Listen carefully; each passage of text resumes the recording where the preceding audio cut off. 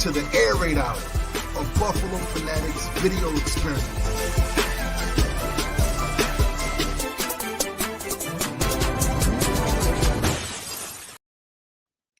Welcome in, ladies and gentlemen, to the Air Raid Hour presented by the Buffalo Fanatics and Symbol. My name is Steve Mathis. You can find me on Twitter at Judge Mathis, and I am joined, as always, by my co-host, Dave Tilton. You can find him on Twitter at Tilt Money. And folks, you can tell, I can already see in the comment section that Peter King articles got everyone feeling all tingly in their pants. So here's what I'm going to ask. Here's what I'm going to ask of you, Bills Mafia, Air Raid Hour listeners. If you want the Buffalo Bills versus the Tampa Bay Buccaneers on Thursday Night Football to open the season, if you want to will that into existence, there's only one thing you need to do. You need to smash that like button, ladies and gentlemen. Smash that like button if you are pro Bills Bucks on Thursday Night Football to open the season. But Dave, how are you doing today? I don't know if I am, honestly, but I'm doing great. I am doing great. You mentioned it. We're presented by Symbol, symbol.app/fanatics. Get your $10 deposit bonus. I just put out my Symbol May report on the Sim Bills. The Sim Bills are priced lower than the Sim Dolphins right now, folks, on the market in Symbol. So the Symbol market's feeling good about what the other AFC East teams did in the draft. Now might be a good time to get in on the Sim Bills. Symbol.app/fanatics, $10 deposit bonus. I'm feeling good. I have a lot of good little tidbits around the schedule that we're going to talk about tonight. Mm-hmm. And I don't know if I am pro Thursday night opener. I really don't. I mean, I just, to me, I'm not like enamored by that Thursday night opener in the NFL season. I'm really not. So far, we have a whole ton of people in here. First of all, D Handsome, thank you. You were the first one in. It's always you and Hombre Lob coming in first.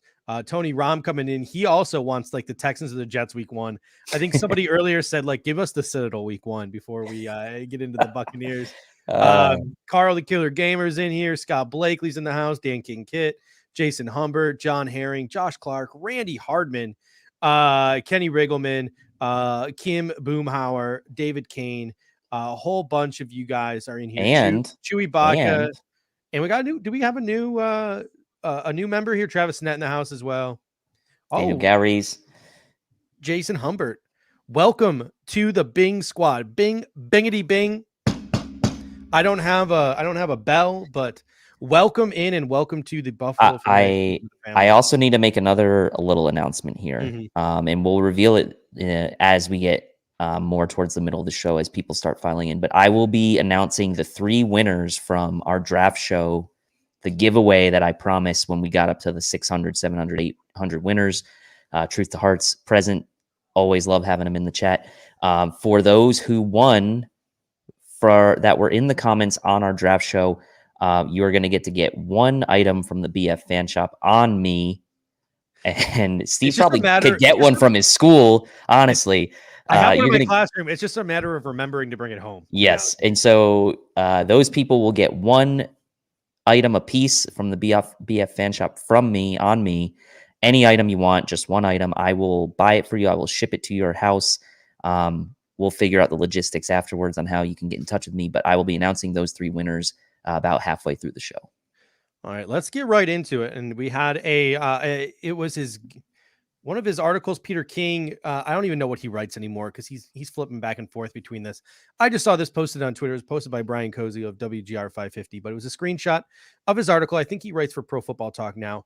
And Peter King wrote about the opener.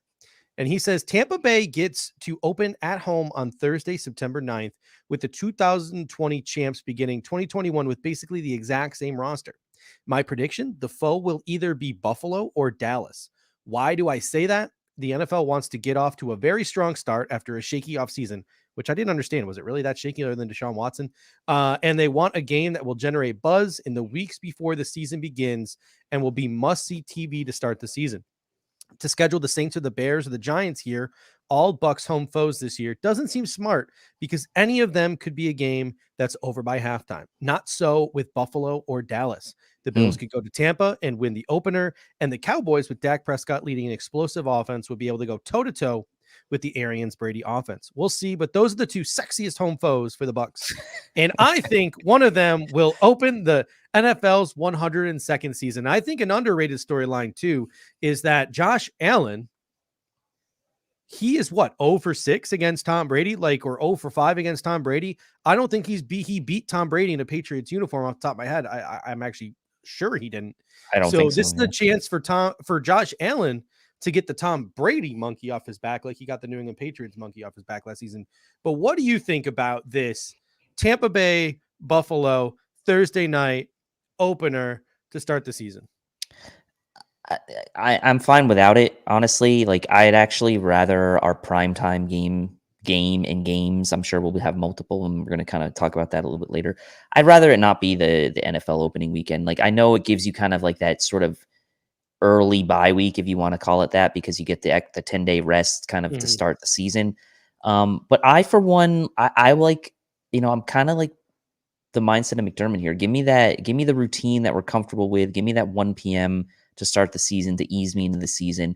Now, am I going to be upset if it's Bills Bucks in the opener? No, I'm not going to be upset. But like, I really am not as like hell bent on having the Bills Bucks primetime as like the NFL opener as maybe some other people are. I was just going back to the Bills scheduling, and this is one of the tidbits. They haven't opened their season on primetime since 2009. Which was, as we know, Bills at Patriots, and it was the infamous Leotis McKelvin fumble game. I was there. So that wasn't a great Tom Brady experience for an opener, and that wasn't even the NFL opener. That was just the Bills opening on primetime on Monday Night Football, and they haven't opened against an NFC opponent since 2014, which was that Bears opener, which we know EJ Emmanuel and the Fred Jackson truck stick on Conti, right? I believe it was. So the odds would say they're not going to open against the Bucs, but again, this is a new Bills team, and it's a new TV draw. Josh Allen's now a TV draw, so look, I'm not going to be upset about it, but I'm also not like banging down the door that like I have to have this as the opener. Yeah, I mean, I'm trying, like, I think from a Bills fan perspective, I'd like it, but you mentioned earlier, like, Sean McDermott's not going to be about this. Sean McDermott is all about routine. Sean McDermott loves that Sunday 1:00. I wouldn't be surprised if Sean McDermott is asking Terry Pegula to actively lobby against the Bills opening up Thursday, because Ralph Wilson did that for years. The Bills didn't want to host primetime games or something like that. So Ralph Wilson would like actively ask not to be given certain games and things of that nature. So it's not beyond an owner to actively ask not to be put in some of these situations. So I could see it. But looking at the Buccaneers schedule, I mean, Peter King is spot on, but I think there's also, he's underestimating the markets, right? The New York Giants. That's a market. That's a team that beat Tom Brady twice in the Super Bowl. It's a big time market. You look at the New Orleans Saints, probably going to be Jameis Winston week 1. Jameis versus Brady, Jameis versus the Bucs. There's a storyline there. They could go and they could pull a Miami and all Florida game, the Miami Dolphins, and Tua coming in against Tom Brady. He mentioned Dallas, Chicago. Again, you can't count against the market, especially if Justin Fields is starting week 1. There's another exciting matchup. So, and even Atlanta, like I could even see them giving Atlanta Matt Ryan, big market, big team, like new head coach. Like I could see the Atlanta getting that game as well. So the thing on Chicago, though, they're announcing the schedule obviously Wednesday. So like they're not, it's going to be a risk for the NFL if by putting Chicago in that spot, because I don't think they have I don't think anyone has a really good sense as to whether Fields is going to start by week 1 at this point. But the market, like you said, I mean, they'll still be a draw. I think personally that might be like the least appealing matchup would be Chicago, Tampa, honestly. I mean, I was going to go with Carolina. Maybe, unless we want Sam Darnold to see ghosts again. Was that a game? I actually would prefer to see Carolina, Tampa than I would to see Chicago, Tampa, just because at least it's a division game. You got Darnold in the new uni. The Panthers had a good draft. So McCaffrey back, right, from his injuries last. To me, Carolina is definitely like a more appealing game than Chicago. And here's another point. Markets aside, to the NFL opener, because a couple of people have said something like, our best chance to beat the Bucs, everyone is fresh. no known game plans. Are you in the corner of give me the best opponent early because I feel like I'm more on a level playing field because there's less tape? Or are you more in the field of like, let's schedule the Citadel and let's play one of our weaker opponents first, get into a rhythm before we go and play a team like the Buccaneers? Because I remember last year, that Jets game in week 1 was UGLY. It was ugly. Like the Bills team that finished out the season would have whomped that team, like absolutely crushed them. But it was a close game, and we pretty much won, like late into that game because like we just weren't fresh and we weren't clicking yet. So I don't know. What are your thoughts? I would say in years past when the Bills weren't as good, I would say like let's roll the dice on maybe having a good team week 1 and trying to sneak a win maybe when they're not quite ready. But it works against you too, because if you're not a good team, then your chances are you're not going to play very well either. I think when you're a good team, it doesn't matter as much. Like when you're a good team, whether you start 0-1 or 1-0 it should largely not matter, right? If you play against another really good team. I mean, we know, was it last year or maybe the year before? No, it couldn't have been last year. I think it was the year before, like the Chiefs lost on opening night or something. Like there's like good teams. If they put 2 good teams against each other, one team's going to lose opening night. I think it might've been the Texans lost opening night or something back, and they ended up making the playoffs that year. So, if you're a good team, it shouldn't matter as much. Now, would it be nice to kind of beat up on a bad team and get that nice 1-0 in the books? Yeah, absolutely. But I think for me now, with the Bills being kind of what we all believe is a good team, that doesn't matter as much to me. I'm more around not wanting the Thursday opener just for the sake of like, I'd rather have that primetime game a little bit later in the season. Yeah. Cuts into the air raid hour. I mean, who wants to cut into the air raid hour? That too.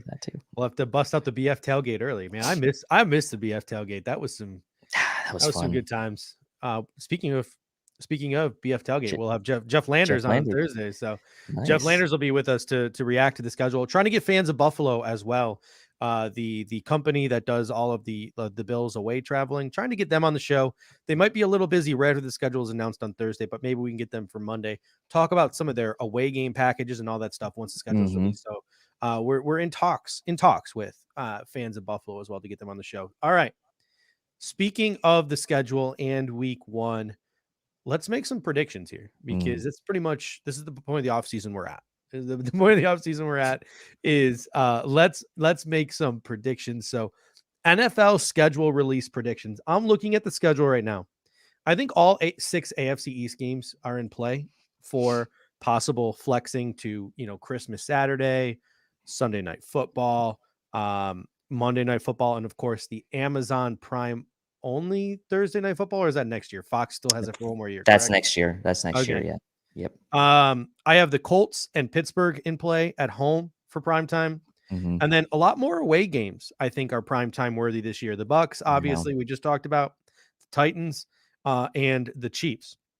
And then the one sleeper team I have for primetime, Jacksonville Jaguars. Yeah. Yeah, like Trevor Lawrence, Urban Meyer. That could be a sneaky Thursday Night Football play, I think, is Jags and Bills.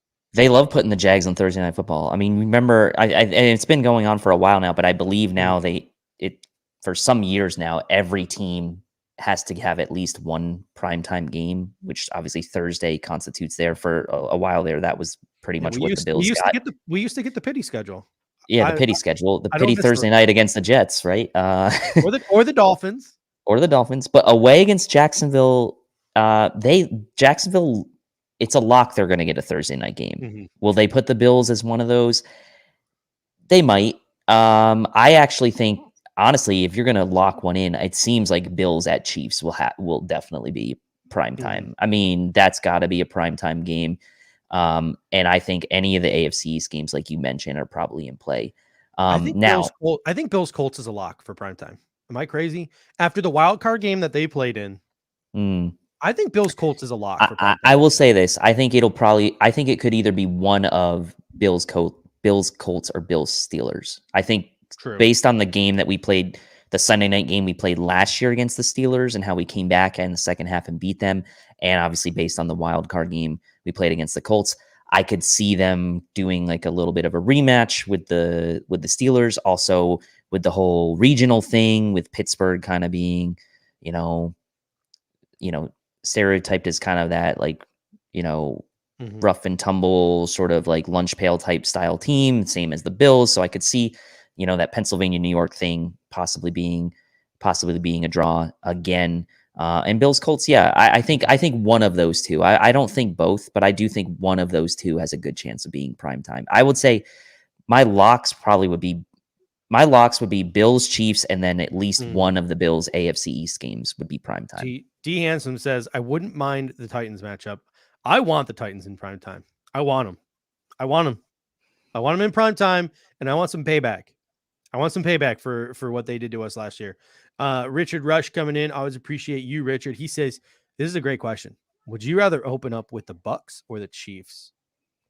I want to save the Chiefs. I want to save the Chiefs. I'm not ready for I'm not ready to reopen that wound. Yeah, I mean, both teams are wounded, right? I mean, Chiefs get embarrassed in the Super Bowl, and we get embarrassed against them in the AFC Championship game. So here's where I'm coming from with that. Like, if the Bills play the Chiefs week 8, right?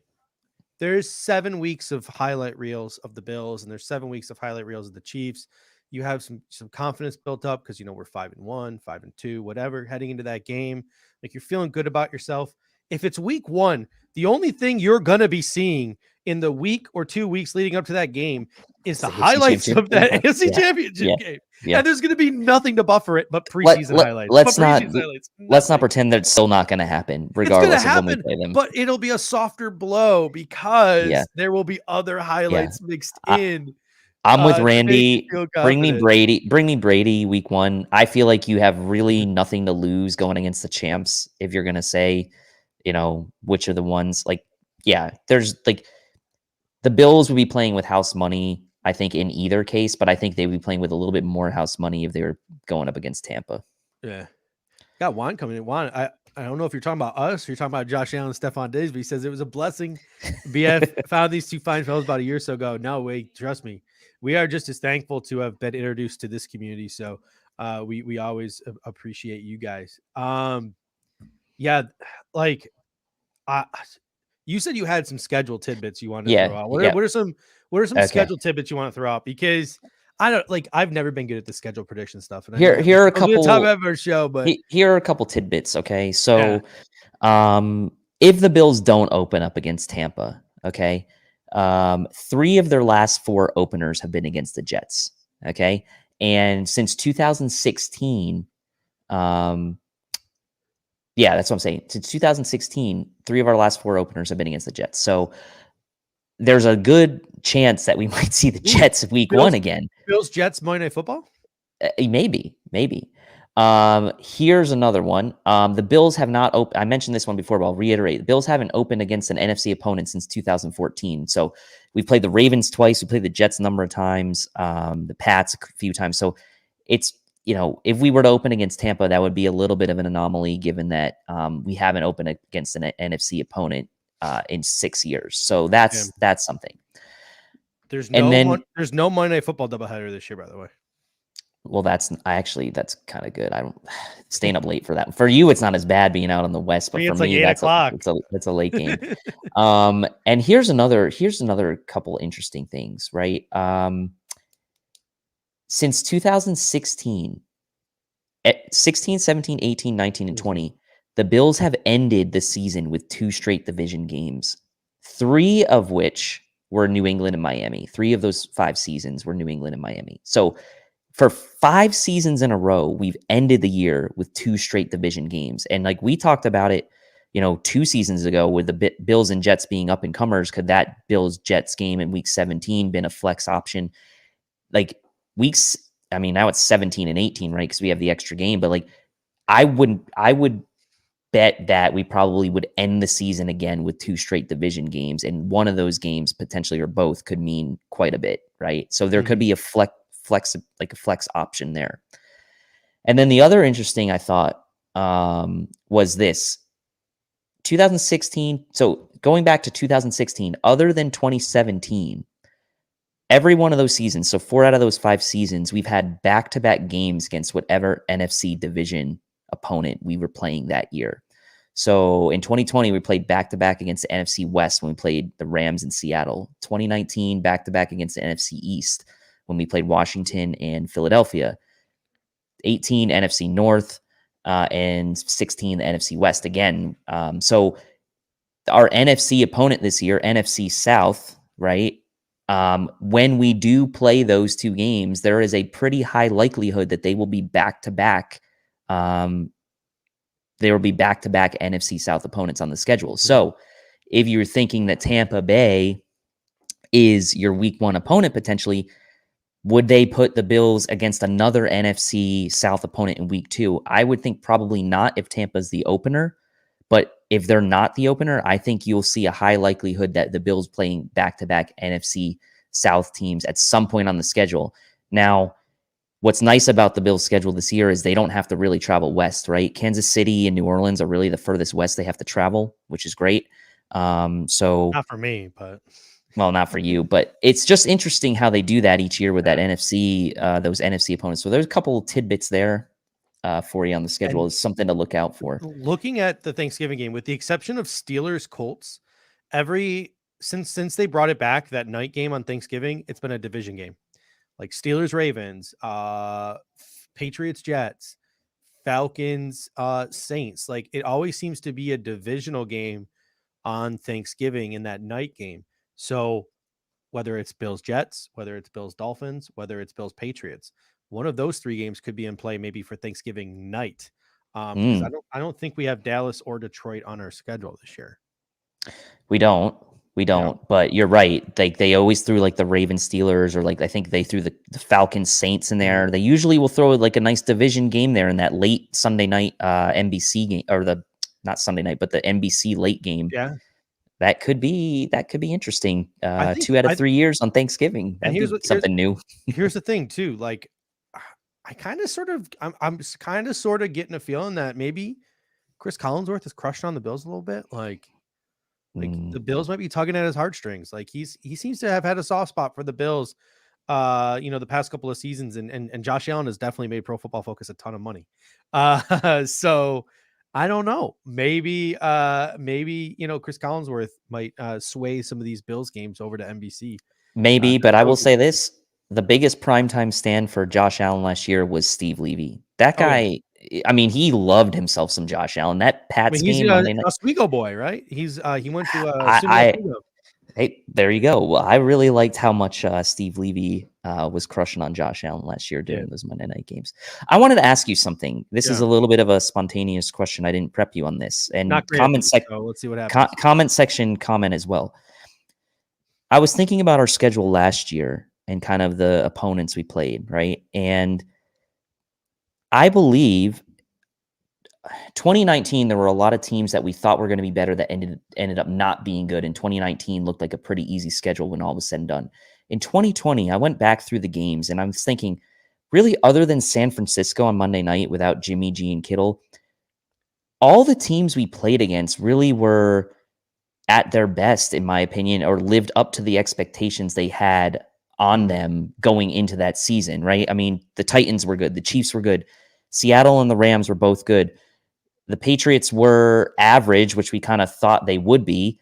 And other teams that we played last year, like, why am I blanking right now? But other teams we played, like the Cardinals, for example, we thought they were going to be pretty decent, and they ended up being 8-8, and it was a pretty good game. So, like, Miami was another team that we thought could be an up-and-coming team, and they kind of, they hung with us a little bit that first time we played them. So, in my mind, really, and Pittsburgh was better, obviously, with Roethlisberger back. We know how they were the longest undefeated team last year. So, in my mind, I look back at last year, and I'm like, well, really, other than San Francisco, every team we played was kind of like at their expectation, I believe, if not a little higher. So, who's the one team maybe that you would look at on the schedule this year that maybe won't be as good as maybe we think they will be? And who's one team that you think will be better than maybe we're not giving enough credit for? I want to hear what the comments section has to say as well on this.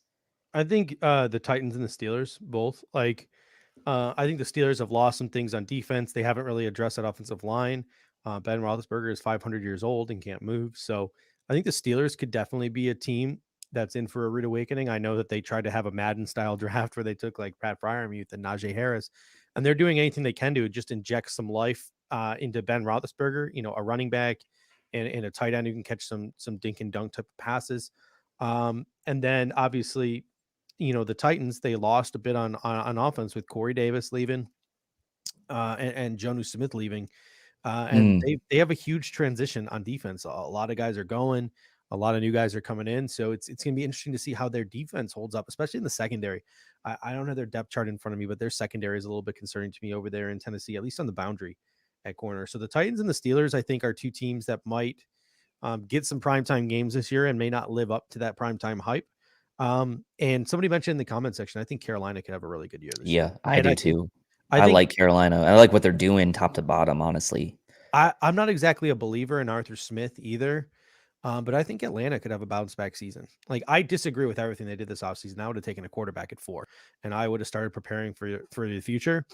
But they decided to go with Kyle Pitts, and can't blame them. I mean, it's an elite player, is going to be an elite player in this league. So I think Atlanta and Carolina, both those NFC South teams, are going to be super competitive. And I said it before and I'll say it again.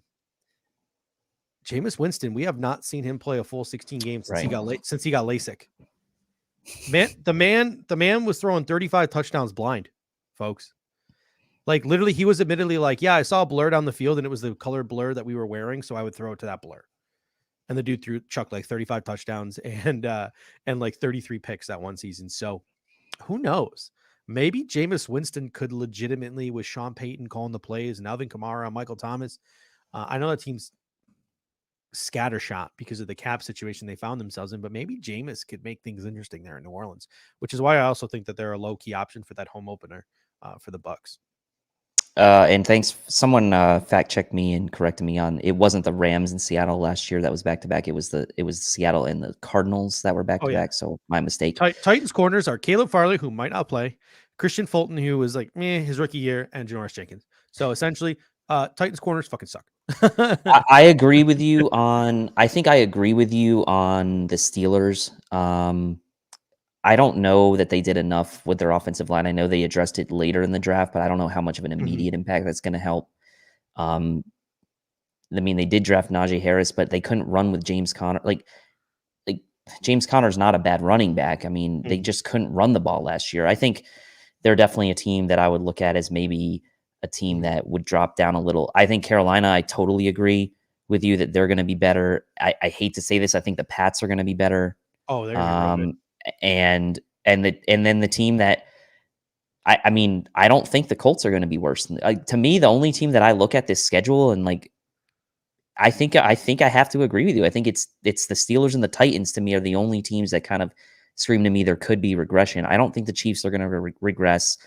The Pats and Dolphins, I think, are going to be better than they were last year. The Saints might be the only other team I might throw in as a wild card, like the wild card bitches graphic, as like because we don't know, right, with Jameis, like you said. So they were a really good team last year. They were the class of the NFC. So what will they be this year? I don't know. I think they'll still be a pretty good team. I look at the schedule too. The Chiefs and the Bucs, I think, are the only two teams that are better than the Bills on paper on our schedule, which means that of the 17 games we play this year, I think that we're better than 15 of the teams that we play. However, in those 15 games, the NFL is the NFL. Like any given Sunday, every single one of those teams are within that like 60-40 margin of error. Like it's close to where any week the Colts could beat us, any week the Steelers could beat us, any week the Titans, the Patriots, the Dolphins, the Jets, the Falcons, the Panthers. We don't show up. We don't play consistent football. We only play for 3 quarters instead of 4. The Buffalo Bills could be in for a long season. So the Buffalo Bills have to be consistent. And I'm pretty sure with a coach like Sean McDermott, it's going to be week by week, head on a swivel. Like they're going to understand what needs to be done. So Randy says Well, Washington versus the Bills week 17 should be fun. Is it set in stone that we're playing I Washington week 17? I think people are like confusing the fact that it's a 17th game, that it's week 17. Unless I'm wrong. I don't think it's been confirmed that those games are week 17. I don't think they are either. I haven't seen that, but we could be wrong. Yeah, we could be wrong. And I will say, we talked about how hard the schedule was last year. Is it possible the schedule is harder this year than it was last year? I think it's going to be harder. Here's the thing, though. According to most advanced analytics, we have like the 5th easiest schedule. Maybe it's just the pessimist in me. I look at the schedule and I'm still like, man, every week's going to be a dogfight. Like, especially with teams like now, like the Jets, who like, even though we should beat them, like the Jets are going to be tougher to beat this year. Like the Panthers are going to be tough to beat. The Falcons, as bad as like many games as they blew last year, leads, like they're going to be tough to beat. Like, but like again, too, like you never know what's going to happen. When we first looked at our schedule last year, who would have thought the 49ers were going to be a cakewalk? True. Right? Down at the end of the season, you don't know who's injured or what. Right. I think we all saw the Patriots train wreck coming, even though the Patriots managed to like stay afloat to begin the season before they completely like died late. But like, who would have thought like by the end of the season the Jets were going to be a pushover, and the Bills backup skull fucked the Dolphins last year. So like literally like who knows in this league. It really is a week to week league, and it should be interesting this year. I'm just like, I'm always gonna be that guy who's like, I'm never gonna be that guy who's like, perfect season, we can do it. Like I'm never gonna be that guy. You're always gonna see me predict closer to 500 than you will see well over 500. I think last year I said 9-7. We finished 13-3. So this year when it comes time to do our predictions, I'll probably say like 11-6. So yeah, I'm always gonna be more pessimistic. That's just who I am. It's just how I'm wired, people. I don't like to get like, and that's another question to have here too. Like, as Bills fans, how cocky should we be? Like, how full of ourselves should we be? Like, for me, I'm just like, no, I'm just gonna enjoy it, but I'm not gonna talk too much shit. Like, there are some people who are all in on the shit talking train. Like, where do you fall on that? I'm in the let's prove. The more we proved last year wasn't a fluke, then the more I'll probably feel a little bit more open to saying some things. There's 1 year this year, Bobby. 17 games this year. 1 year, as good as it was, they got to show me that it wasn't a fluke. Now, I don't think it is. And I in my heart, I don't believe it was a fluke, but I want to see it. I want to see them continue what they did last year and like prove to the entire NFL, because this is what happens when you're the Bills. You have to continuously prove that you're like, you deserve the credit. You are a good team. Like, we saw it last year. It went down to the Steelers game, and like people were still not giving us credit that we beat the Steelers. I mean, they were like what? Like we're like 12-2 or 12-3 at the time, whatever they were. So the Bills as an organization are constantly having to prove that they belong and prove that they're a good team. So I guess as a fan, I kind of have taken that like mindset as well. Like, we just have to continuously prove that we are good, and then the rest will take care of itself. All right, we're gonna bring producer Kendall in here and get his thoughts on the schedule. So Kendall, once I get this graphic off your face, what are your thoughts on the Bills schedule? What are some predictions that you might have? Thoughts on the Buccaneers, thoughts on how many prime games we'll get, things of that nature. I think I tossed it in the chat. I was saying, I think when Dave was talking us out of Bucks Bills on Thursday, I was saying I want it on Thursday just so the Bills can beat the Bucks, and then we get that killer soundbite of the handshake of TB12 and Josh Allen, and he's officially like passing the torch of the AFC East to Josh Allen. That's why through I want the that NFC game. South. Through the NFC South. That's why I want that game. Even though like he's in the NFC South, like he still like has the torch for the AFC East, like whether we want to admit it or not. So like once Josh beats Tom, I think that moment, it's that's the closure. That's the closure we need. No, but actually, I think the Titans are a sneaky one to get on prime time. You guys touched on that. I think the Panthers are sneaky, especially because of their connection with the Bills. It would be like a really funny primetime game to have, the Carolina Bills versus the whatever The Titans is a good one because they're kind of like a mini rival. I feel like the last couple of years they've really pissed a lot of like. There's a little animosity between the Bills and the Titans. I think over the last couple of years. For sure. No, I think that would be a good one. I think you guys touched on the Jaguars too. I think that would be a great Thursday night game because, I mean, you got to get Trevor on prime time now or, at some point. I bet the Jags will have like 3 primetime games. Really? I bet they'll have more than one. I definitely think they'll have more than one. The Urban Meyer effect. They'll be on Thursday night. They'll be on Thursday night at a minimum, and I bet you they'll get a Monday night game. And I think they're going back to London too. I think they're going back to London too. So I don't know what. Surprise there. Yeah, so they might get those. I don't know if you want to call that morning game a primetime game. But. Yeah, I don't know if we can count that. I miss that. I love those. Those 4 slots of games, morning, 1 o'clock. EJ Manuel to Marcus Easley at 10:35 in the morning just hits different. It hits different. It does hit different. It does hit different. The Doug Marrone, was that Doug Marrone or Rex? I think that was Doug. That was Doug. That was a Doug or not? I think that game might have been at 1 o'clock too. I don't even know. That was a game where we were gonna win it, and then Jerry Hughes got like ripped down like on a holding, and like Blake Bortles threw like a game-winning touchdown, and clearly Jerry Hughes should have sacked his ass. I was so mad after that game. Randy's saying no international games this year. I thought probably because of COVID. That would make sense. That would, like I said, I said I thought. It's true. It's true. All right. So, any other predictions for prime time, Kendall? And what are your thoughts on the how cocky Bills fans should be?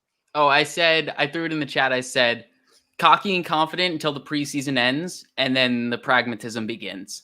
Like that's the moment. It's just like all of that cockiness. We need to get it out of our minds and just be like, okay, every game, one game at a time. We did great last year. Honestly, it made me think of BMAC on the last show. Because, he was like, who won the AFC East the last 19 years? And I mean, he's right. But theoretically, until we win it 19 times, he's going to have that argument. So, I mean, there has to be a tipping point where that argument is, invalidated. And I think that's if the Bills win it 2 years in a row, it's like, no, recency bias isn't just bias. They win it 2 years in a row with no Tom Brady on the Pats. Yeah. Then BMAC's best friend, John Harry.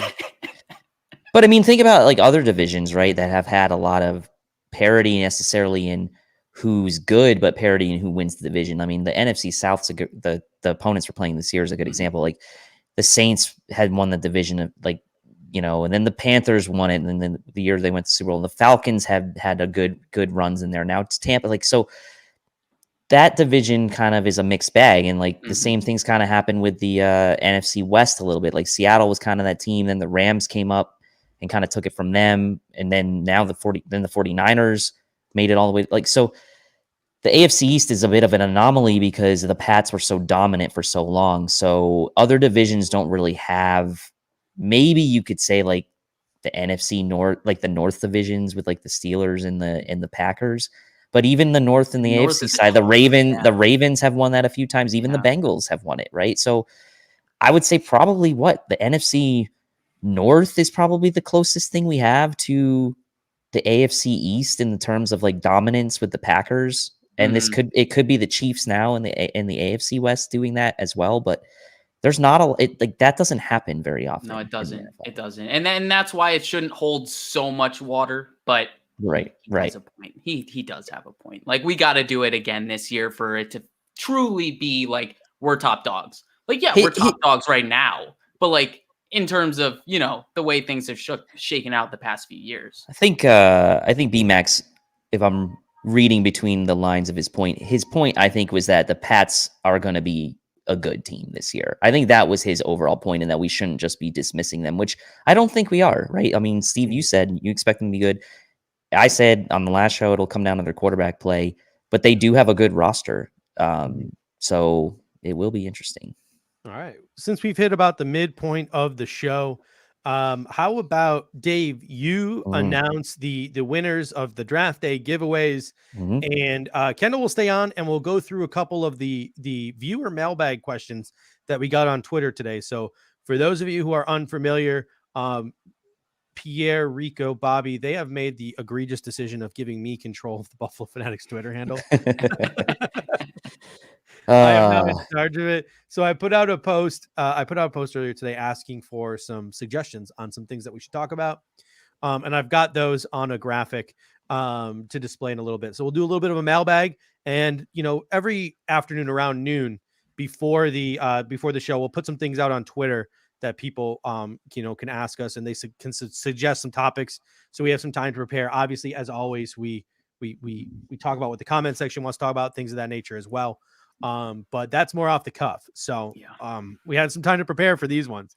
But who were the winners of this this draft day giveaway? I know you got 3, right? Yeah, 3 winners. So I kept upping the ante every time we got more viewers. The first winner is none other than Tyler Shelvin's baby daddy, and that's Ombre Lob. Ombre Lob was a winner. I haven't seen him in the chat yet tonight, but he is a winner. He's one of the winners, so he'll be. I know he doesn't really go on Twitter much, but anyway, I'll get in touch with him. He did make one for us.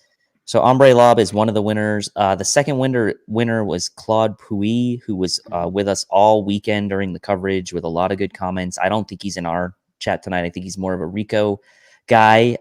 Maybe not. He was here last show. Okay, well, okay. So Claude is the second winner, and the third winner is someone who I did see in the chat earlier tonight, but I do not see her recently, and that's Kim Boomhauer. Kim Boomhauer is the third winner. So Kim, you're the third winner for the draft day giveaway. Obviously, just a quick pause here. Like, everyone here was with us. Everyone that's in the comment section tonight was with us for the draft, and it was amazing. We appreciated you guys. All right, I'm saying he might be. You need to send him some gear. Need to send him some gear to wake him up out of his coma. Who did Shelvin go to? Is it the Bengals?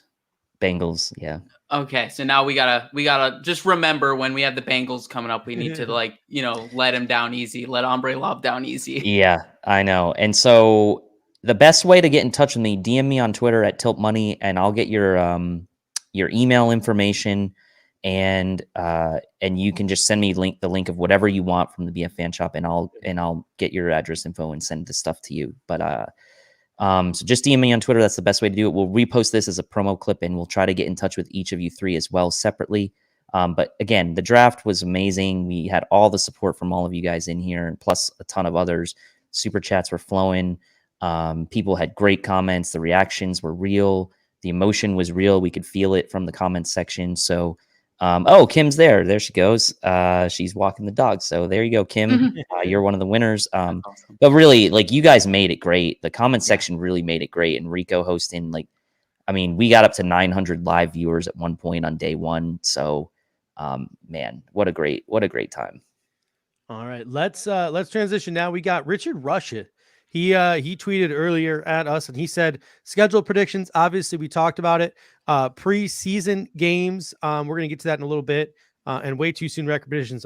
We're not touching that today, Richard. But in the middle of that tweet, you said possible budget free agents. And this is something I actually touched on when I was doing the Q&A on the Buffalo Fanatics Twitter page. There are 2 free agents that stick out like a sore thumb to me right now.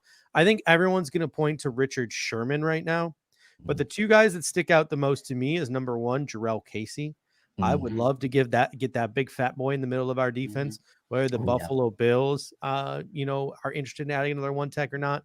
TBD, to be determined, likely not.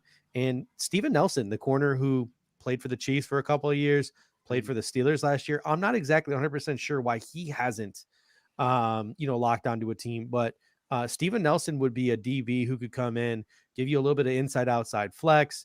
Could be some competition there on the boundary. So I'd be really interested in Steven Nelson at the corner. But are there any bargain bin free agents? Why not you guys? Why not another guy that's with there in the Jarrell Casey mix? Geno Atkins, not signed right now.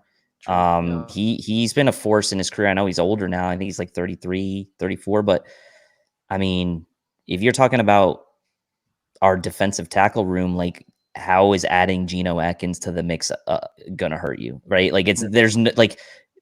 You took flyers on Vernon Butler and guys like this signing last year. Why not give Geno maybe a bit of run there if maybe you miss out on Jarrell Casey? Now, I think it's fascinating that those guys haven't signed anywhere yet. I think now that the draft's over, we might see some more movement with free agents. But yeah, I mean, I know Zach wrote a piece on him though about his there was an injury, I believe, shoulder injury with him. But like, yeah, if you want to throw him into the mix, that's fine. He probably wouldn't be on my top of my list, but like Atkins and Casey for sure, Steve, for me. D Hansen comes in, says Sherman should be looking for a good team to play for. Kendall, if you're GM Brandon Bean, do you consider Richard Sherman? I mean, I consider him, but we're gonna have to make some moves to get him. Like, we don't really have the money to really pull the trigger on him unless he's willing to go like absolute minimum, and he deserves more than that. But hey, if he's willing to, why not? I mean, the Bills, I just started breaking down the 53 man and like looking at how the Bills used position groups last year versus what they're planning on doing this year, and they don't have a whole lot of corners. They actually have, I think they're going to have like 4 guys competing for the 5th CB position.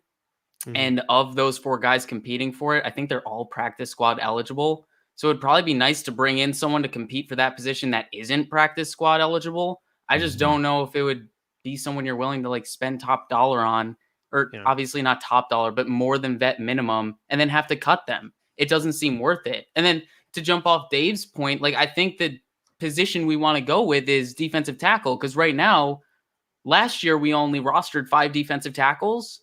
We only have 5 defensive tackles on our team right now. We got to add one more in. There's no one competing with anyone. They all probably feel complacent and that the job is theirs. There's no one pushing anyone to compete. So I think that's the position we should be looking at. We have just over, with the top 51 contracts, we have just over $3 million in cap space right now. So there's not a lot of wiggle room right now unless we make some moves. One player we can get on probably a veteran minimum deal. So one we could easily squeeze under that $3 million threshold is a guy we brought in for a visit, or we at least communicated with him. And this is a guy we talked to before the draft, and we didn't draft a player at this position. That's Jesse James. So the Buffalo Bills were in conversations with Jesse James before the draft. They didn't draft anyone. They did add Quentin Morris as a UDFA. So maybe Jesse James is a guy the Buffalo Bills circle back to as well as an option in the tight end room, because then it gives you Dawson Knox, Jacob Hollister, and Jesse James. And those are 3 veterans that you can feel pretty solid and confident in, that have Reggie Gilliam as their number 4, especially, with all the question marks surrounding Tommy Sweeney, and with Quentin Morris, being more, I think, of a Dawson Knox type than a TE3, inline blocker type. Nate Becker, I think, is a sleeper. He could be the Delshon Phillips this year. Nate Becker could be a guy who makes the roster as a TE3 as a blocker. But yeah, Jason Verrett's still out there too, I believe. Really? I think he re-signed in San Francisco, I believe. Did he? I think he re-signed in San Francisco. I can double check, but I'm pretty sure he re-signed in San Francisco. But that leads us to our next question here from RealTonyBones. He says, anything to keep the Sabres away from my timeline. This is earlier this afternoon when Jack Eichel was essentially asking for a trade without asking for a trade. He says, how about the return of the preseason this year, with how big that will be for guys like Antonio Williams, Matt Breida, Isaiah Hodgins to showcase their talent? I can't tell you how excited I am that we're not going to watch our first football game on Thursday Night Football this year. Like the fact that we actually get to watch the Buffalo Bills play before the regular season starts. I know it's probably going to go down to 2 games. It's probably not going to be that 4-game preseason that we're used to, but oh my gosh, getting to see Davis Webb throw some passes, getting to see like Marquez Stevenson. Like, I'm just a nerd for the preseason. I love the preseason, and it's huge. Like I just mentioned Nate Becker. Like TE3 is wide open. The cabinet is bare. It is Reggie Gilliam, who's proven nothing in this league other than a nice block in the Denver game, and the fact that he was able to hang on the roster all year. Tommy Sweeney, who's coming off a rather scary injury, who, everyone was super excited about after training camp his rookie year, but then like had the dropsies in the real games when it counted. And Quentin Morris. So Nate Becker is a guy in the preseason. He can make a catcher or 2 in the fourth quarter of a game, show some blocking skills. Nate Becker's a guy who can make the football team. You look onto the defensive side of the ball. F.A. Obata is going to be trying to make this team and try to convince the Bills to cut a guy like Mario Addison. You have all these linebackers in Lee, finally got his name right. Tyrell Adams, Tyrell Dodson, all trying to push a guy like AJ Klein off the roster. And then obviously the cornerback battle. How much do you really see out of Dane Jackson and Levi Wallace when they're going up against their own teammates? You want to see them against competition, because if there's no preseason, Levi Wallace is almost guaranteed to be the week 1 starter at CB2 with a platoon of Dane Jackson, where that position is decided by like week 4. So they did that last year with Norman and Wallace too. Yeah. If you're so they will do it. They will rotate them. Yeah. So like Jack Anderson could make a play. So I think having a preseason is really going to be, instrumental this year. I know, Dave, what are your thoughts on the return of the preseason? Hopefully. I think it's a great chance for us to maybe squeeze a trade to get something in return for Jake Fromm. I mean, let Jake Fromm start 2 or 3 games in the preseason. Like Josh Allen should be getting like the Tom Brady treatment this preseason, right? Like we don't need to see this guy for more than like a series or at all. If we really, we don't. That wasn't the case when we really wanted to get him the rep. Like we don't need him in preseason, especially if there's only 3 preseason games or whatever it comes down to. Jake Fromm to me is essentially playing for a roster spot, in my opinion. Like he's either going to be the backup quarterback or he's going to be traded. Why would you not do that if you're the Bills, right? Like, and the only reasonable answer to that is if they really felt like Jake Fromm needed to be the backup and Davis Webb still needed to be on the practice squad, which I think, Kendall, I think confirmed he can still be on the practice squad, right? I think so, because he hasn't had enough proper playing time. So given that Matt Barkley is not in the conversation anymore, we do only have 3 quarterbacks. That'd be my only hesitation to a trade for Jake Fromm. But if someone comes to you and says, hey, Jake Fromm had a good preseason, we're willing to give you, a 5th round pick for him, you take it. You have Trubisky, you have Allen, like you can still have Davis Webb. Do you really need value in that 3rd quarterback for a guy who like was away from the team all season? Like your quarterbacks honestly should just be Allen and Trubisky. So if you can get something out of Fromm, like, and someone said, why wouldn't you want Mitch taking those snaps? Because I don't know that Mitch needs to take a ton of snaps either in the preseason. Honestly, that's just my view. Like, I don't think like Trubisky is a guy who's started plenty of games in this league. I don't know what kind of value you're getting from Trubisky starting a ton of like he could start like 1 game, play a half or something. The value you get from Mitch Trubisky is how he distributes the football to the wide receivers you're trying to evaluate. I was going to say for him to like learn the playbook and get his feet under him with the playbook. I'd say that's the only argument for like a lot of playing time in the preseason for him. Fine, but that's then also let Mitch, a good point, Judge. Then let Mitch play half the reps and let Fromm play half the reps, and don't even play Josh Allen in the preseason. No, I agree. And Dawn comes in here and she says, I don't see Addison losing a spot. We gain basically nothing on the cap space, the way his contract is. And I agree. I agree 100%, Dawn. Like, if there's no preseason, Mario Addison's roster spot is safe. This is probably why Trent Murphy's roster spot was safe last year. Imagine there was a preseason last year and Mike Love racks up like 5 sacks in the preseason, or Brian Cox comes out and blows up the preseason. They put out such good tape that you can't practice squad those younger guys. Then maybe Trent Murphy gets cut. Like maybe then Trent Murphy isn't on our roster to start the season last year. And then now, same thing with Mario Addison, even though the cap hit would be less. If you go out there in the preseason and AJ Epinesa looks crisp and, Carlos Basham looks good and Gregory Rousseau looks good, and then Daryl Johnson has like 4 sacks and F.A. Obata has like 3 sacks and these guys are blowing it up, and there's no way you're going to be able to practice squad these guys. Do you go with the 2 guys in their 20s or do you go with the 35-year-old Mario Addison? Well, you might just bite the bullet.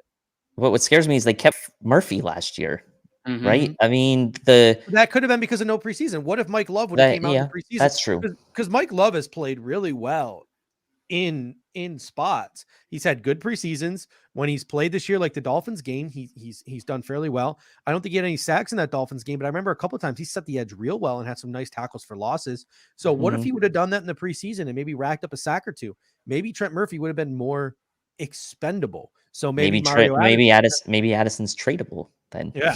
I don't know if his contract is tradable though. That's the issue. I think F.A. Obata would be the tradable one. Yeah, I think so too. Consider trading.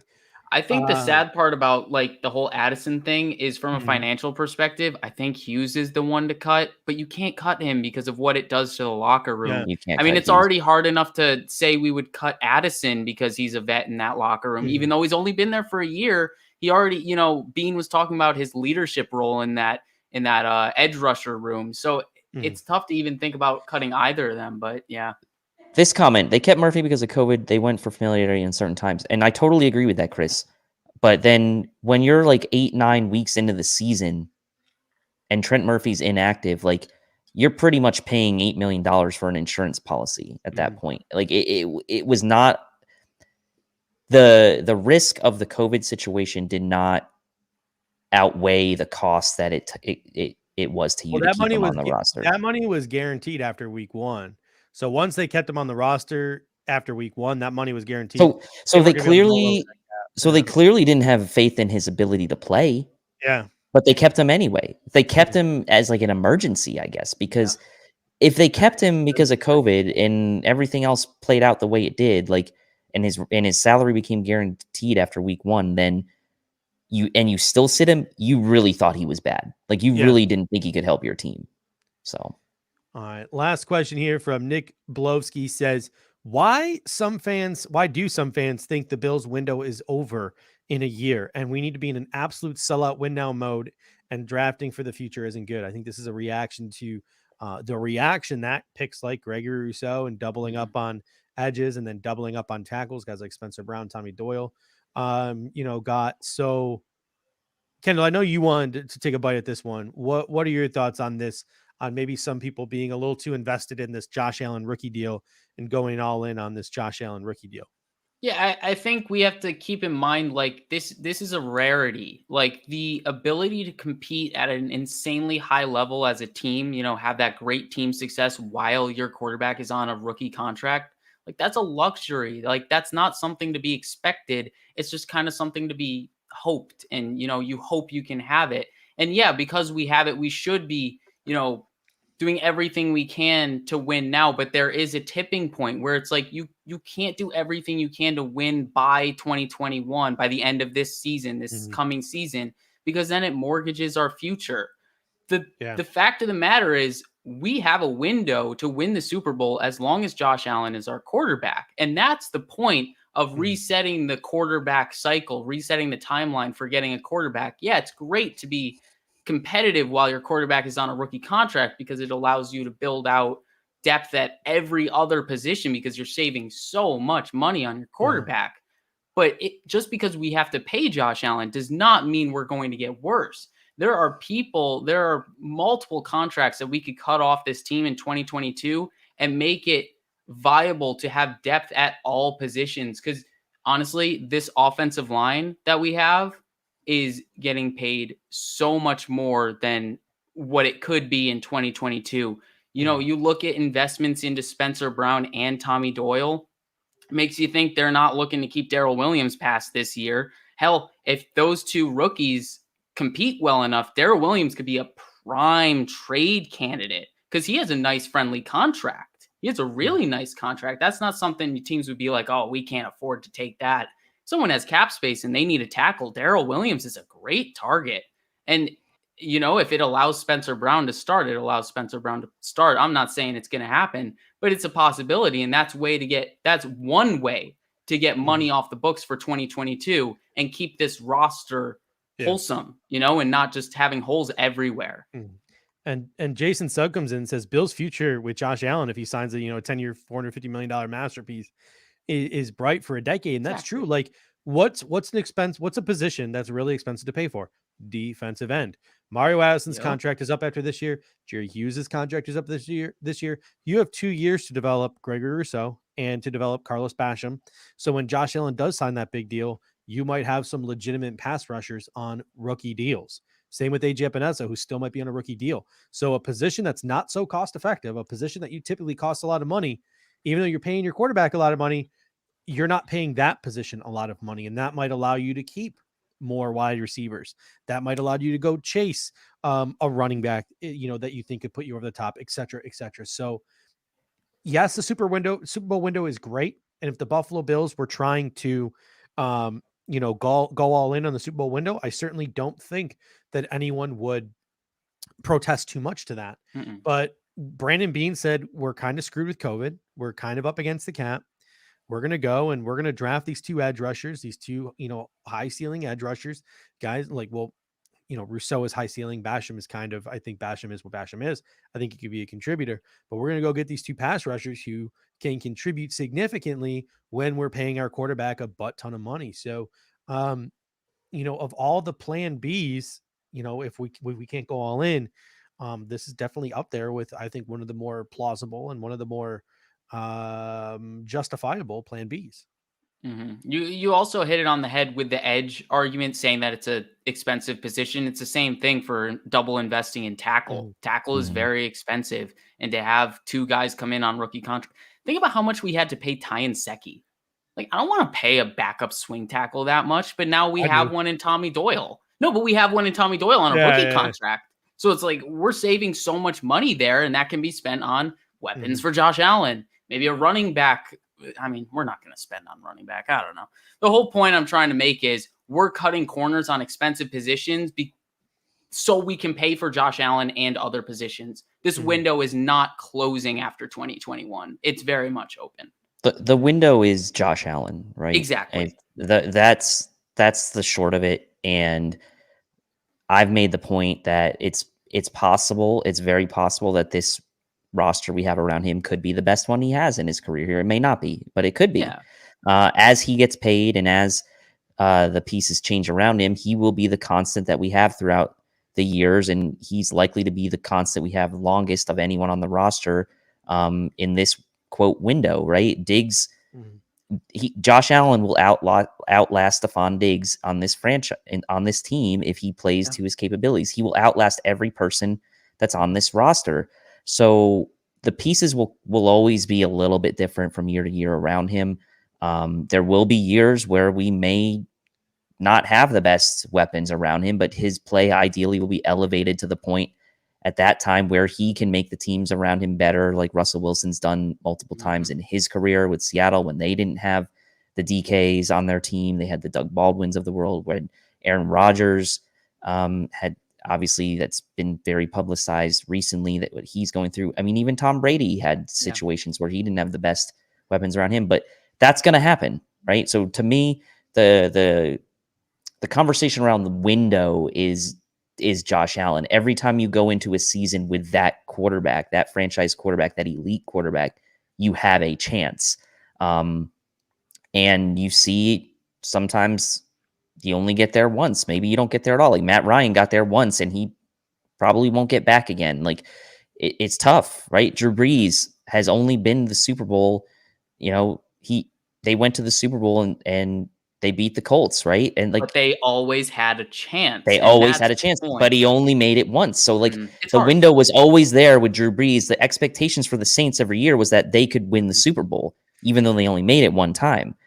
That's the window, right? The window is the franchise quarterback. It's the opportunity, and we have the opportunity for as long as Josh Allen is under contract. Yep. All right, gentlemen, let's Kendall, we'll send you back into the background for a little bit, and we'll bring you back out again towards the end of the show. And next thing I want to talk about, let's skip players who are going to take the next step, and let's skip surprise cuts. We're almost an hour in. I think that's almost a topic onto itself, so we'll save that for a later show. We were originally going to talk about players that we think need to step up. There's a whole laundry list of players. Like there's something to be said about development. So many players in this football team where if they take the next step, look out, this team can be ultra competitive and definitely compete with the Kansas City Chiefs. And there are also some surprise names that could be cut from this roster as well because of how deep it is and because there will be competition in the preseason. But let's forego that for now. That's a conversation for another day because it is such a rich topic, and we only have so much. So let's talk about this last topic here. Gabriel Davis versus Emmanuel Sanders. And I think that this is something that we haven't really talked about too much since Emmanuel Sanders was brought here. But the conversation we had before Emmanuel Sanders was signed was, Gabriel Davis, his numbers when John Brown was not in the lineup were not the sexiest in the world. He's not exactly a speed demon on the outside. Like, what are we expecting from Gabriel Davis heading into year 2? Is he going to slump? Is he going to break out? Is he a boundary guy? Is he of a better use as a big slot? Like, what do you want to do with Gabe Davis? What kind of player complements Gabe Davis? We all said, let's go get another speed guy. A speedy guy can be wide receiver number 4, can return kicks and punts. He'd be the perfect complement because he could replace Andre Roberts, Isaiah McKenzie, and John Brown. That was the focal point of our conversation. Then the Buffalo Bills went out and signed Emmanuel Sanders. His kick and punt return days are behind him. He's not exactly a speedster in terms of like a time 40, but on the playing field, he's a pretty fast guy. And he's likely to play mostly a boundary role. So with Emmanuel Sanders, a bona fide receiver in this league who's a little bit older, like how do you think who do you think is going to have the bigger season? Who do you think is going to be more of a focal point of this offense? Is it going to be Gabriel Davis or is it going to be Emmanuel Sanders? Well, I think my expectations for Davis, let's start with him. My expectations for Davis this year are not going to be too far off from what he did as a rookie. And the reason I say that is just purely based on volume, right? We were one of the past heaviest teams in the league. He was in there when John Brown was out and injured, and he put up the good numbers. Obviously, Diggs and Beasley were part of that mix too, is getting those targets, Knox to an extent. Mm-hmm. I just don't know how much more you can increase his statistical production once you bring in a guy like Sanders, who in theory is filling a John Brown role, because Davis was there when Brown was out and he put up, those numbers he did. Now with Sanders in the mix, I actually think Sanders, to me, it's not a knock on John Brown, but he seems to me to play with like a little bit more swagger and a little bit more nastiness to him than John Brown does. So I would imagine that Sanders is probably going to draw the attention of Josh Allen, maybe even a little bit more than John Brown did when John Brown was healthy last year for the Bills. Does that take away from Davis a little bit? Maybe. Breaking out to me on this offense is going to be very difficult to do for any one player. If you want a team, like label a breakout as an increase in statistical production, just because I don't know how much more statistical production increase you can actually get out of this offense all over the place, right? Like Beasley was super productive. Diggs was ultra efficient. Like Davis was very efficient with his targets last year. And that was, again, partly without Brown. So to me, I mean, I expect Sanders to get, more love than maybe John Brown did last year, even when Gabriel Davis was there. So to me, this is very tough. Like I don't think if we see Gabriel Davis produce around the same numbers we did last year, I don't think that's a bad thing. I think that's totally fine. And we got a couple people chiming in. We got Steve Lynn coming in saying Sanders is going to be more productive because of his separation skills. Juan Castillo says Allen spreads the wealth. They'll both do equally as good. I lost a whole bunch here. John Herring says Sanders is Diggs light. David King comes in, says Davis will learn a shit ton under Sanders and will take the number 2 wide receiver spot in year 3. I have to say I don't disagree. I have to say I disagree with Randy. I usually agree with him, but you're not paying him $6 million to be in insurance. Yeah. Like you're not, like he's gonna play. Like he's not there to just be a locker room guy. Like I'm sure I'm going to the extreme a little bit here with Randy's comment, but like whether they want Davis to step into that number 2 role or not, like I don't think they're paying Sanders just to be a mentor. Like they're paying him to produce on the field this year. Yeah. And like, I'm going to disagree with you too, Randy. Like no offense. Obviously, how much we respect you have for you, but I can picture Emmanuel Sanders with his veteran savvy and his route running ability and just all of that. I can picture Sanders coming in and not just being the number 3 receiver behind Stephon Diggs and Cole Beasley. I can picture Emmanuel Sanders finishing the season ahead of Cole Beasley in terms of receptions, targets, catches, yards, all that stuff. Like it wouldn't surprise me if Emmanuel Sanders ended the season, on a higher target rate than Cole Beasley. Call me crazy. I wouldn't put it at any higher than like a 40% confidence, but I really do think that the Bills have been looking at Emmanuel Sanders for a long time. This is like the second off season that they've tried to acquire this dude. And he just seemed to me like that kind of veteran guy who just gets open, and he gets open on those routes that Josh Allen can hit like crazy. So, I have this inkling, this feeling that Emmanuel Sanders' role in this offense could be a lot bigger than some people are envisioning. And he could be truly the bona fide number 2 receiver on this football team by the end of the year. Just because if he starts clicking with Josh Allen early, who knows? Other end of the coin, you see Josh Allen working out in Florida or California, wherever he's working out. Who's the guy working out with him right now? I didn't see Emmanuel Sanders in those videos. I saw Gabriel Davis in those videos too. So, Gabriel Davis is putting the work in. And, I'm really excited to see what he can do in year 2. But like you said, even if he puts up the same numbers, that's not exactly a bad thing. The dude had 7 touchdowns last year? Like, Yeah, I'm not, checking it right now. yeah, not exactly a bad season. We had Ryan Teal coming to the super chat. I always appreciate you, Ryan. Remember, super chats always do get priority. He says, does Sanders hurt Diggs? 5 touchdowns last year, but over 700 yards and 60 technically catches. He had 10 touchdowns if you want to count all those ones that got brought back. But yeah, that's true. Oh, I was talking about Sanders. Sorry, you're talking about Davis. Davis. Davis, yeah. Does Sanders hurt Diggs, or the more the merrier? Smash those likes, everyone. Yeah, it would really help us if you smash those likes as well. I think Diggs is Diggs. Like, I think Diggs is gonna get his 120 target, or 130, 140 targets every year.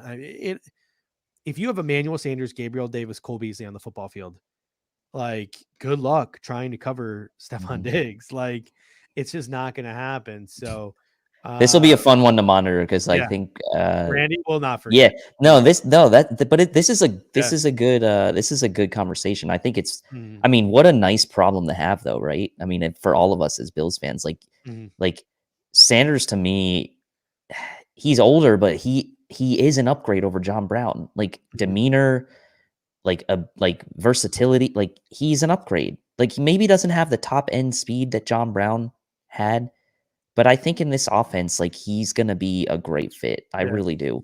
And that's the thing. And Peter, no, we're gonna get to your comment in a second.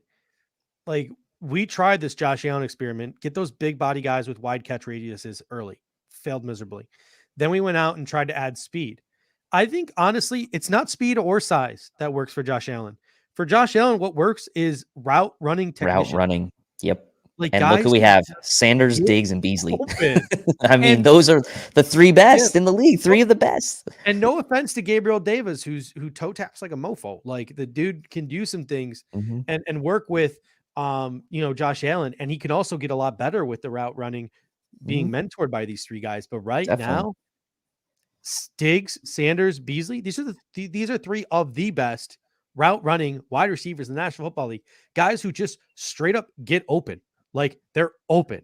And when Emmanuel Sanders is just open because he's such a good route runner, and because you can't double up on him because of Cole Beasley and Stephon Diggs, and he's just standing there waving his hands like this, like, it's going to be hard for Josh Allen to pass up on a guy like that. But Peter No, this could be possible too. And we'll get we'll go to Peter No's comment and come back to Randy's. So says Sanders only takes 1-year deals. He's ring chasing. San Francisco via trade, then New Orleans, and then Buffalo. Yes, it does. That does check out. So maybe he is here just to be a role player and to chase that ring. So maybe we're wrong. And I could see this too. I mean, Davis being on one perimeter, and Sanders playing the slot and 3 wide. If Beasley needs a breather, that could definitely happen. But we also know the Bills also run 4 wide a lot. So I think they're all going to be on the field quite a bit.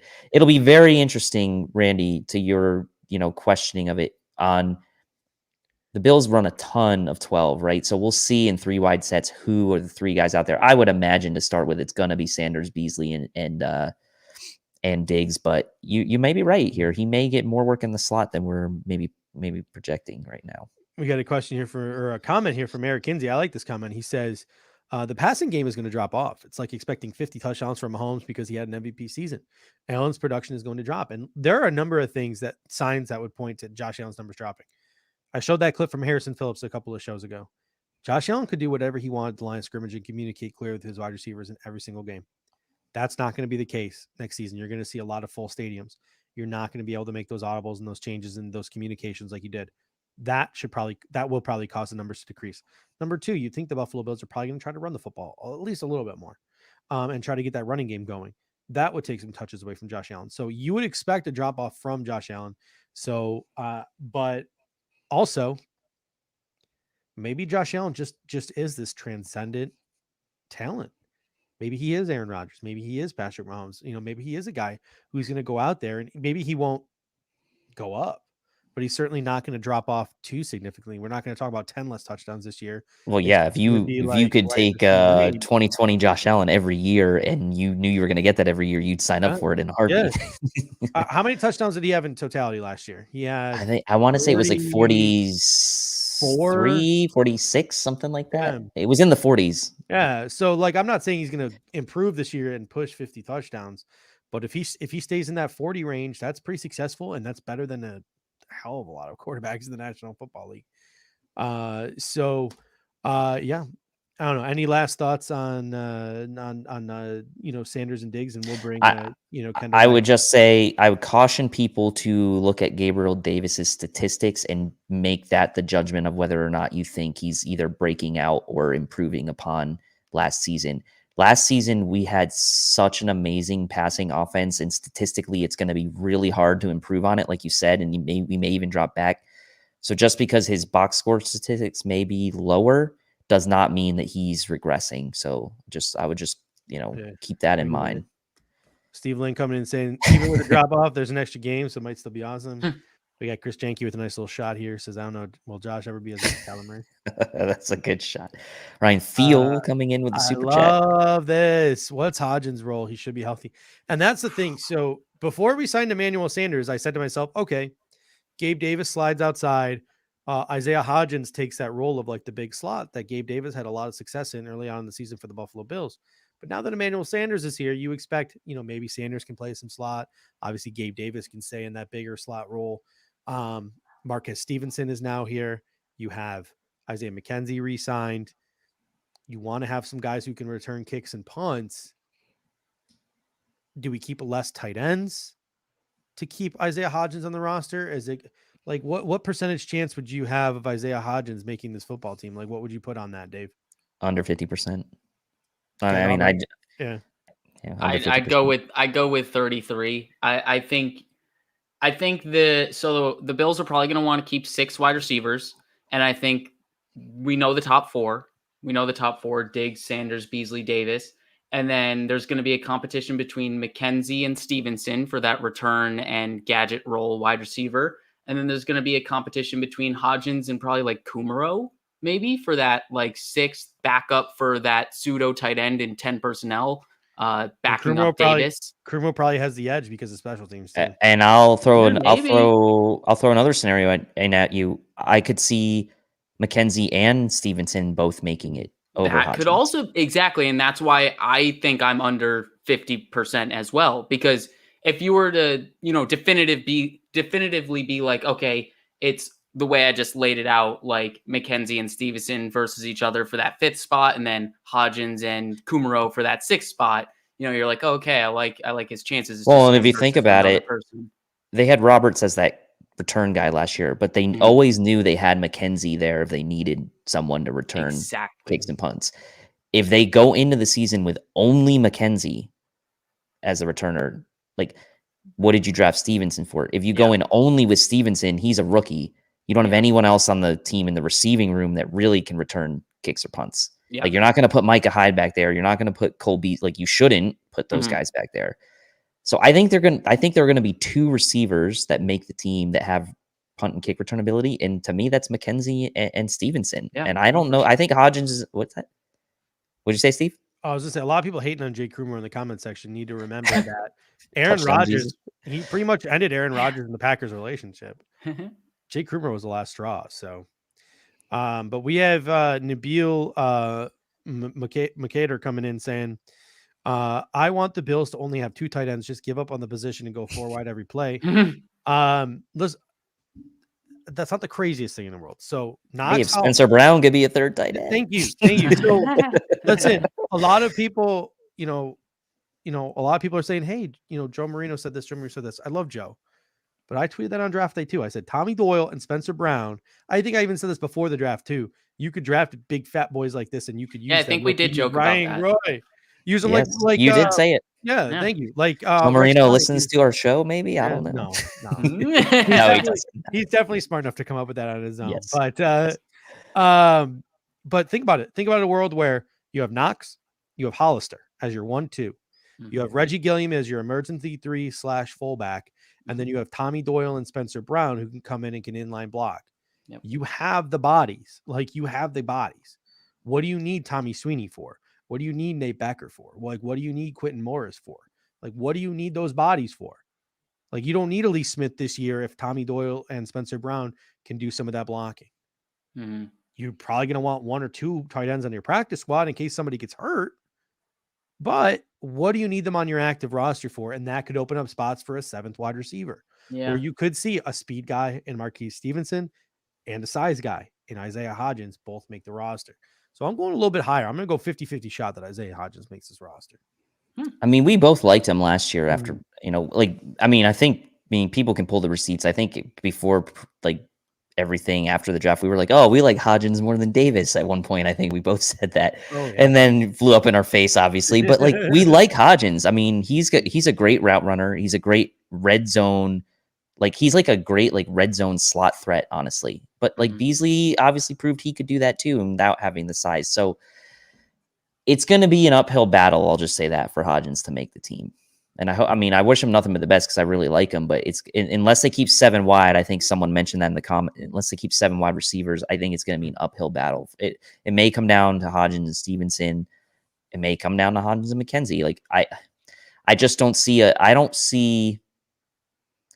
I personally don't see a way that if we try to practice squad Stevenson that he gets to practice squad. I think someone would snag him. There's personally. so many players like that on our roster right now. I think that's the same story with, like, Jake Fromm. Like, I know he's seemingly untradeable, but if he's on a practice squad, someone's taking him.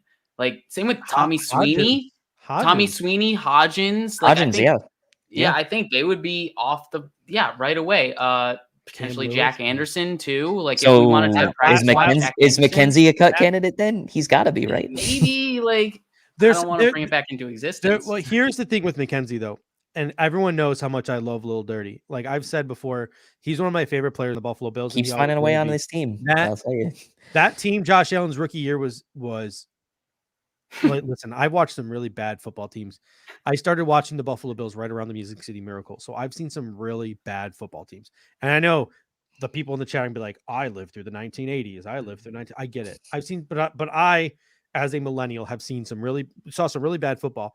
It wasn't getting much worse than Andre Holmes, Kelvin Benjamin, Deontay Thompson, like Zay Jones. Like, it was brutal. That was Isaiah rough. McKenzie was a beacon of Robert light.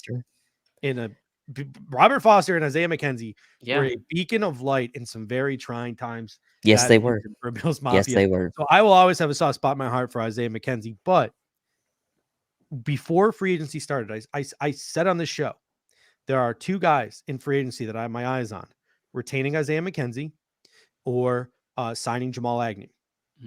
And I was having a conversation with Graham Thompson of Comer One. I said, Greg, you're the cap guy. You're the cap guru. You're the contract guy. What are these guys worth? And he said, 1 year, 1.5 million.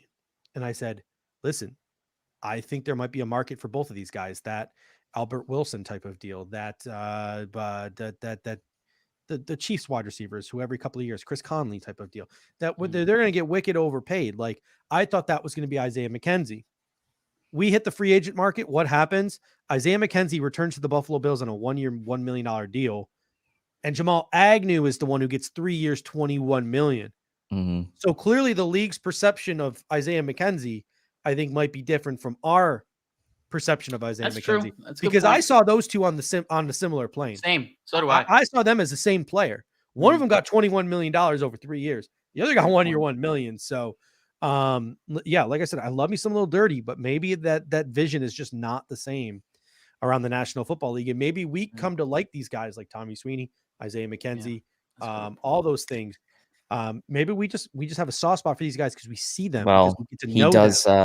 He does have the advantage of the kick and punt return ability, because with Andre Roberts gone, like, we know how much McDermott loves the vets over the rookies when it comes to trusting them with things. So you got to think McKenzie's the leader in the clubhouse for kick and punt return duties, at least right now. Yeah. I'd probably put him as a almost like 90% chance to make the team as it stands right now. Randy says last year practice squads didn't get touched as much because of COVID. And I think Randy made the comment that it doesn't happen as much as you think. Yeah, that's fair. I would just worry. Well, if that's the case, then maybe Hodgins could make it to practice squad again. Yeah, those rules might persist this year. Those rules I may hope they carry do. effect. Yeah. The NFL's practice squad rules suck. Like, you can't Yeah. develop players in the National Football League. It's stupid. I loved last year's practice squad. Like, I love those rules. Yeah, Having guys I'm with like you. Daryl I Worley, liked having it. guys like Kenny Stills, Daryl Lee. Like, I had a lot of fun with that practice. Being able to call guys up, like, I had Yeah. that was like the one bright spot of last year Yeah, that's was a good point. having. I mean, and Zimmer made it worth Yeah. it, right? Because Yeah, it was gives people Zimmer. extra opportunities. Mhm. Yeah. Yeah. I really enjoyed it, and it was a good talking point during the week. Like, who do we call up? Who Mhm. do not call Yeah. up? Like, it was Yeah. fun. That's a good Yeah. It point. was legitimately enjoyable. All right, Kendall, we didn't give you a chance to share your thoughts on Emmanuel Sanders versus Gabriel Davis. So Kendall's going to share his thoughts on Emmanuel Sanders versus Gabriel Davis. While he does, we're at about the hour and a half mark. If you guys have any topics or questions you want to get in, throw it in the comment section. We can hit a couple more questions after Kendall's comments here on Sanders and Davis. And then we're going to head out for the evening, but we're already at like 175. So we're hitting our high point an hour and a half in. So really appreciate everyone who's tuned in. If you haven't already, please smash that like button. It really helps us with the YouTube algorithm and all that stuff that I don't understand. So I'd be really super appreciative if you could smash that like for us. But Kendall, what are your thoughts on Emmanuel Sanders versus Gabriel Davis? I think they're probably going to platoon for that wide receiver 2 spot. I don't think it's one person's over the other. I think the Bills would love to see Davis, take that next step, but you can't just assume he's going to. So you take a little bit of a hedge on that and you get Sanders. And I think they're neck and neck right now, and preseason is going to be the thing that tells you, the team, which one is going to get the nod for week 1 at wide receiver 2. And then furthermore, I actually think Randy's right. I think Sanders has a lot of potential, as he gets older and loses that, long speed. He still has that short area quickness. I think he could spell Beasley in the slot a little bit, like Randy said. And and you guys brought it up too. The 10 personnel thing, like going 4 wide, like that's something this offense likes to do. It's something they're going to continue to do. And we have 4 wide receivers that can do it. And we saw Davis work well as that pseudo tight end. He's good enough at blocking. So, if we do go 4 wide, we can still run out of that shotgun set. So I think we might actually see a lot of 4 wide with, both of them on the field at the same time. Mm-hmm. But man, if you told me which one I think is going to have a bigger year, I think I'm going to go with Davis just for wishful thinking, just for the future. But it's really hard not to vote for Sanders. There's just so much there's so much like a record keeping of him just constantly just breaking ankles on routes. Like, I have so much confidence in what he's going to be able to do this year. I just feel like the Bills want to give Davis as many opportunities as he can to grow in 2021 because this wide receiver room, it's kind of thin, in terms of longevity. There aren't a lot of guys that are, mainstays on this roster past this year. And Davis is one of them. So we really need to invest in his growth and his development. The Bills ran 860 plays and 11 personnel last year. So that was a 3 wide. In 10 personnel, 4 wide, they had the only team that ran more plays 4 wide than the Bills last year was the Arizona Cardinals at 215. The Bills ran 186 plays 4 wide last year, which is only 15%. Do they count that when the tight end split out? I wonder. I don't know. Probably not. I think it's based on like legitimate personnel. Because I think some of that 11 personnel for the Bills last year was legitimately like Dawson in the slot. It could have been 5 wide receivers. It could have been Dawson in the slot, like Devin Singletary out wide. Yeah, that's a great point. Looks like we might have a super chat here. Eric Bunsel comes in with a super chat, says, "We're gonna get any compensatory picks this year? We didn't lose anybody. Do we get anything from Dan Morgan? No, because he's not black. Interesting. It's true though. These rules. That's about minority hiring. That's about minority hiring. So yeah. We're not gonna get anything from. We kept Matt Milano. We kept Darrell Williams. Like, the biggest losses were like Andre Roberts, and we brought in Emmanuel Sanders. So the Bills are, and the other guys haven't been signed, like Josh Norman and Trent Murphy. Like Corey Bohorquez signed a minimum deal, so it's not likely that It's not likely that we're going to get any compensatory picks next year, but that's something we're going to start getting used to. Somebody made the comment here. John Harry made the comment. You can't keep everybody. There's going to be some players that are going to be leaving this football team over the next 5-6 years. It's going to sting. It's going to sting. But hey, Baltimore Ravens have doing it for a long time. The New England Patriots have been doing it for a long time. Pittsburgh Steelers have been doing it for a long time. Some really good comments from Sheldon Cole. What's that one he's got right here? Yeah, this was an interesting question, I thought, because we obviously edge was a big topic of conversation last year. We went in the draft, the two. Who will have the most sacks for Buffalo next season? 55, meaning Jerry Hughes, or a rookie younger player? Who's going to have the most sacks for the Bills in this season? I will say Ed Oliver. I was literally thinking Ed Oliver. I love that. Wow, that's actually a really good one. Right. I would say, right? if I'm not saying Ed Oliver, I'm going to go with Jerry Hughes, just because I think we've added so much length and stuff, like Rousseau and all these guys. I think a lot of these guys are meant to get their hands up, are meant to help collapse the pocket. Jerry Hughes is going to be the guy who's going to be there to clean things up, and he's going to be the guy who's still quickest off the edge to get to the quarterback. So I don't know. Maybe we live in a world where Jerry Hughes gets to the quarterback first, doesn't wrap him up, but these big fat guys like Ed Oliver and some of these other guys inside end up getting the sack. Or maybe we live in another world where the interior is collapsed and the quarterback is pressured outside and Jerry Hughes is there to clean up. So who knows what this defense is going to look like. But my money's on Jerry or Ed. I think Boogie's another dark horse because he has that ability to reduce down on third downs. I think he's another dark horse to lead the team attack. Can we take a second to appreciate for a second? Like, Boogie Basham was the darling of Bills Mafia. Yeah, we really wrote him off for a month because we thought it wasn't possible. We talked ourselves out of it.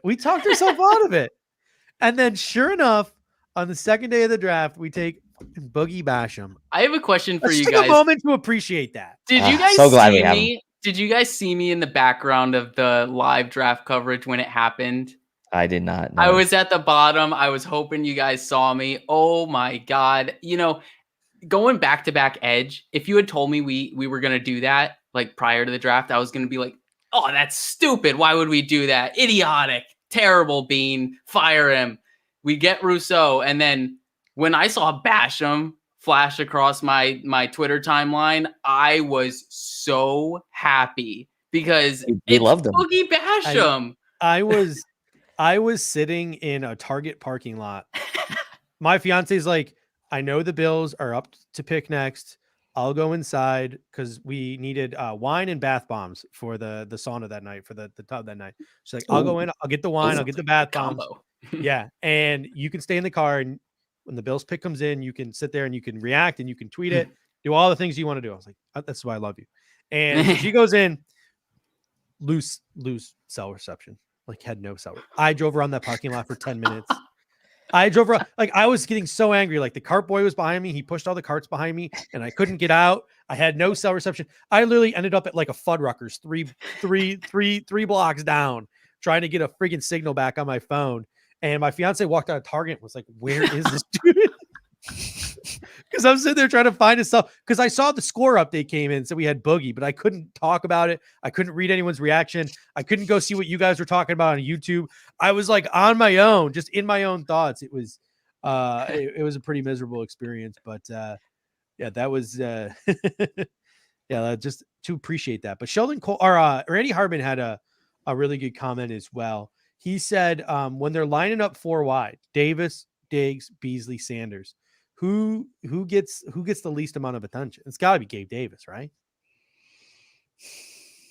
It has to be. Probably. I mean, it's probably Davis or Sanders. I mean, based off last year's tape, teams are going to key in on taking away Beasley like the Chiefs did in the AFC Championship game. They took away Beasley and they took away Diggs. Yeah. That's the way to stop this offense. We now have 2 counters, Davis and Sanders. I don't think it's one or the other. I think it's both. By the way, Steve Lynn coming in saying they sell wine at Target for real. Any good? I live in Arizona, so there are no rules here. I can buy. They sell wine. No, they sell wine in my Target here in North Carolina. I could buy vodka, Captain Morgan, wine at the gas station here. Like there are drive-through liquor places. Like it is. And then someone said, "Forget Radar Rico. It's Radar." I didn't go into any detail. No details were given, but maybe going back to the argument we had about Gabriel Davis and Emmanuel Sanders, maybe Davis is the sleeper here who has the big year.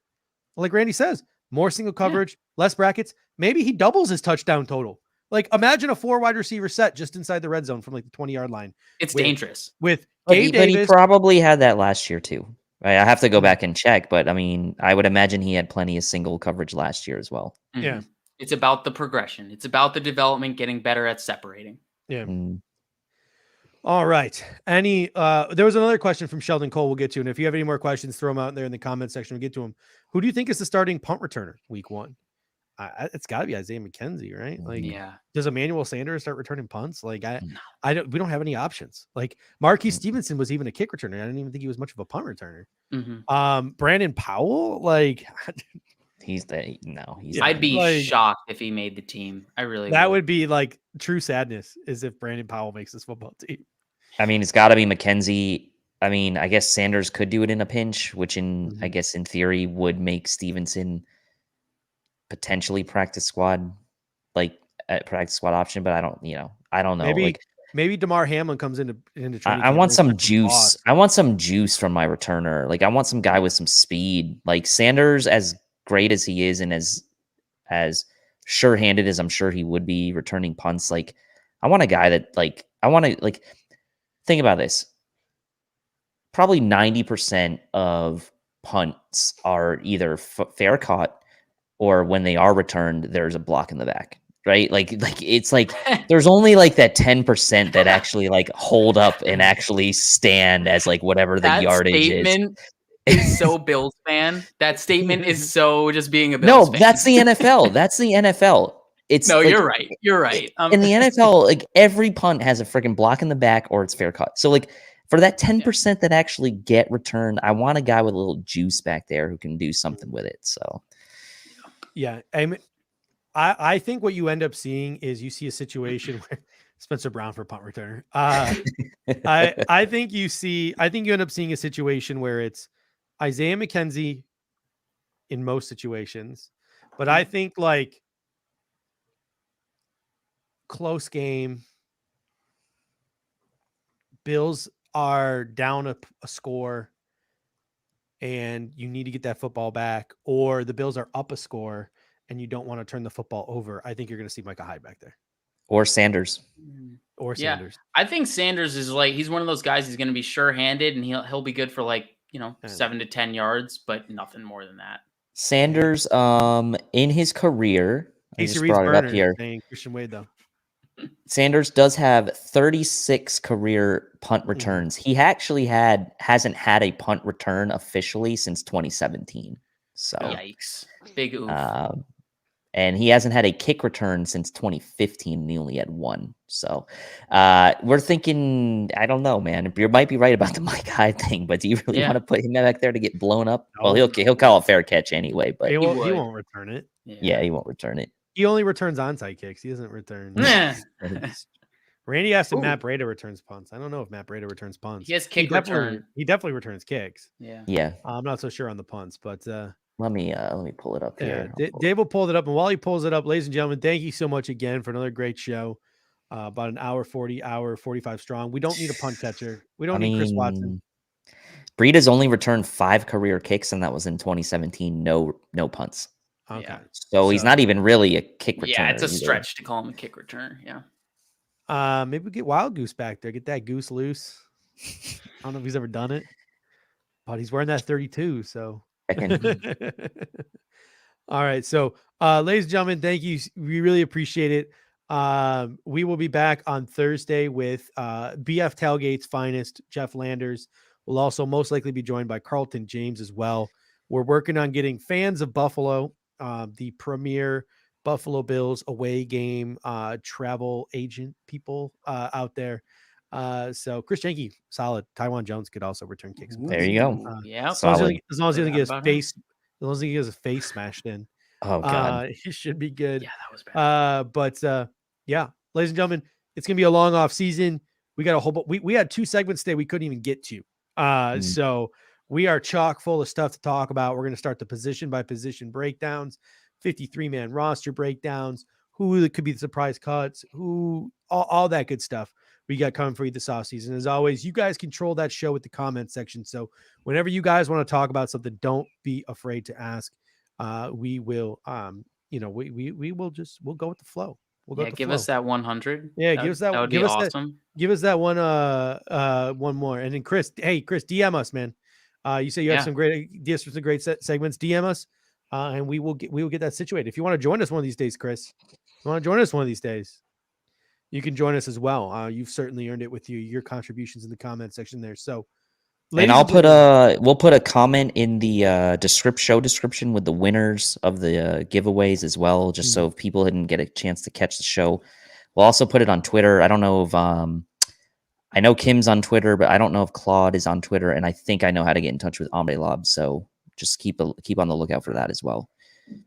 All right, ladies and gentlemen, until next time, go Bills. Go Bills. Do we lose Kendall? He's frozen. Oh boy. Well, for Kendall, go Bills.